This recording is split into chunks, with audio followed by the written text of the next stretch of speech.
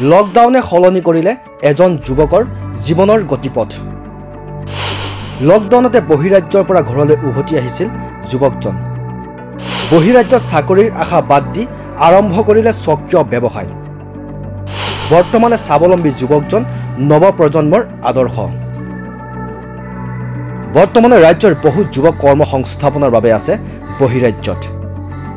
কিন্তু বহিৰাজ্যৰ কোম্পানীৰ চাকৰিৰ আশা বাদ দি নিজ হস্তশিল্পৰে নিজক পৰিচয় দিবলৈ সক্ষম হৈছে গেলেকীৰ চাংমাই গাঁৱৰ এজন প্ৰতিভাৱান যুৱক।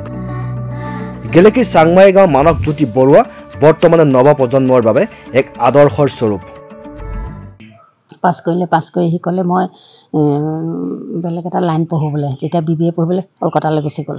কলকাতাত পঢ়িলে 3 বছৰ। তাৰপাছত সি বেংগলত এটা চাকৰি সন্ধান পালে।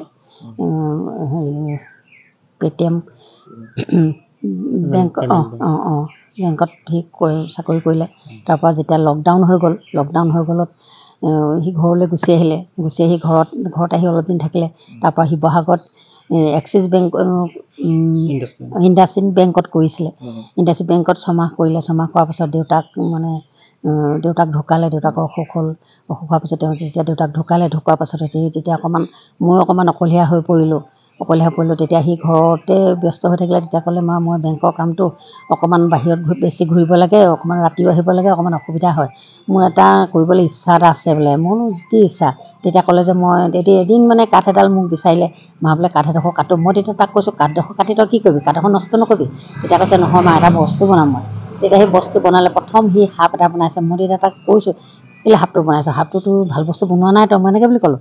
তাৰপাছত দেখিলোঁ ইটো সিটোকৈ সি বনাই যেনিবা বস্তুবোৰ এতিয়া এই বৰ্তমান পৰ্যায় পালেগৈ। তেতিয়া যেতিয়া মই ভাবিলোঁ যে তাৰ প্ৰকৃত শিক্ষাৰ লক্ষ্য এইটোহে, তেতিয়া ভাবিলোঁ মই তাত নাই তই কৰ তেতিয়াহ'লে, মোৰ তাত কোনো আপত্তি নাই। একমাত্ৰ সন্তান যেতিয়া মোৰ তো আঁতৰলৈ গ'লে মোৰ অসুবিধা হয়, ভালকৈ এইখিনিকে কৰ। তেতিয়া সেইখিনিকে ইটো সিটিকৈ এদিন এপদ দুপদকৈ যেনিবা বস্তু কেইপদ বনাই মেলি মোৰ মনটো বেয়া লগা নাই, ভালেই লাগিছে। সি বনাইছে। মানুহৰ এতিয়া ওচৰ চুবুৰীয়া কোনোবা আহিলেও চাই মেলি সঁহাৰি জনাইছে। সেইকাৰণে মই এতিয়া কৈছোঁ সি যিটো পদক্ষেপ ল'লে, য'ত আগবাঢ়ি গৈছে তাতে আপোনালোকে সকলোৱে সহায় সহযোগ কৰিব, আশীৰ্বাদ অকণমান দিব।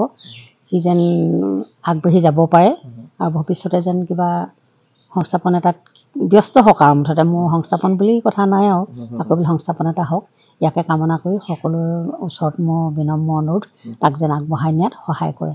প্ৰশিক্ষণ সি লোৱা নাই ক'তো। আমাৰ স্থানীয় অসীমৰ লগতে মই নিজে কথা পাতোঁ। অসীমক কওঁ অসীম সি এনেকুৱা কাম এটা কৰিবলৈ লৈছে, তুমি অকণমান তাক চাই মেলি দিবা। অসীমে দুষাৰ এষাৰ কথা কৈ থাকে কেতিয়াবা বস্তুখিনি চাবলৈ। অসীম তুমি আহিবা, বস্তুখিনি চাবা। অসীমে আহি বস্তুখিনি চাই কয় তোমাৰ এইখিনি ভাল হৈছে, তুমি মই বোলো খুটি নাটি যদি ক'ৰবাত আছে তুমি কৈ দিবা ভাল ধৰণে। তেতিয়া অসীমে আহি অকণমান চাই মেলি দিয়ে মাজে মাজে। বেলেগ প্ৰশিক্ষণ নাই তাৰ, নিজে কৰে, নিজে হেৰি কৰি থাকে আৰু। পিতৃ পূৰ্ণ বৰুৱা আৰু মাতৃ চম্পা দুৱাৰা বৰুৱাৰ একমাত্ৰ পুত্ৰ সন্তানৰ প্ৰতিভাই সৃষ্টি কৰিছে চমকপ্ৰদ। কোনো ধৰণৰ প্ৰশিক্ষণ নোলোৱাকৈয়ে সাজি উলিয়াব পাৰে ইটোৰ পিছত সিটোকৈ কুটিৰ সামগ্ৰী। কুটিৰ শিল্পৰ লগত জড়িত উচ্চ শিক্ষিত যুৱকজন প্ৰথমে বেংগালুৰুত এটা বিশেষ কোম্পানীত কৰ্মসংস্থাপন লাভ কৰিছিল। প্ৰায় 1.5 বছৰ বহিৰাজ্যত কৰ্মৰত অৱস্থাত থকা কৰোনা মহামাৰীৰ সময়তে লকডাউনত ঘৰলৈ উভতি আহিছিল 31 বছৰীয়া যুৱকজন। তাৰ পিছৰে পৰা ব্যক্তিগত কোম্পানীৰ চাকৰিৰ আশা পাহৰি ঘৰতে এনেধৰণৰ সামগ্ৰী প্ৰস্তুত কৰিবলৈ আৰম্ভ কৰিলে মানসে। পৰৱৰ্তী সময়ত ব্যস্ত হৈ পৰিলে কুটিৰ শিল্পৰ লগত আৰু কি সাজি উলিয়াব পাৰে সকলো সদৰি কৰিলে যুৱকজনে। প্ৰথমতে স্ক্ৰেচ বনাই লওঁ, পেপাৰৰ স্কেচ বনাই লওঁ। তাৰপৰা মাটিয়েদি হেৰি বনাওঁ, ক্লে দি কিনে শ্বেপটো দি লওঁ। তাৰপিছত মেজাৰমেণ্টখিনি লৈ পিনে কাঠেদি বনাওঁ। মেচিনেদিও বনোৱা হয়, বটালিও বনোৱা হয়। প্ৰশিক্ষণ তেনেকৈ মই গ্ৰহণ কৰা নাই। অসীম কুমাৰ গগৈয়ে শিকাই মেলি দিয়ে। আমাৰ ঘৰৰ ওচৰত দাদা এজন আছে, তেওঁ বহুতখিনি সহায় কৰি দিছে। বেছিভাগে কৰি মেলিয়ে অনা হৈছে, কিনি অনা হৈছে। এই কাম বন কৰি পিনে যিখিনি পোৱা হয় ইনভেষ্ট কৰা লেখীয়া হৈছে। মইতো ৰাতিপুৱাৰ পৰা গধূলিলৈকে এইটোৱে কৰি থকা হয়। সৰুৰ পৰাই কৰোঁ, গোটেইখিনি কামখিনি কৰা হয়।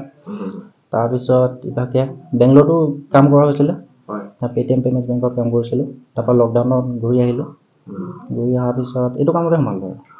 ভগৱান শ্ৰীকৃষ্ণ ভগৱান শিৱ গণেশৰ লগতে বিভিন্ন জীৱ জন্তুৰ মূৰ্তি প্ৰস্তুত কৰিছে যুৱকজনে এতিয়া যুৱকজনে এই শিল্পকে বৃত্তি হিচাপে লৈ আগবাঢ়িছে যাৰ বাবে সমূহ ৰাইজৰ মৰম আৰু আশীৰ্বাদ বিচাৰিছে যুৱকজনৰ মাতৃৰ লগতে যুৱকজনে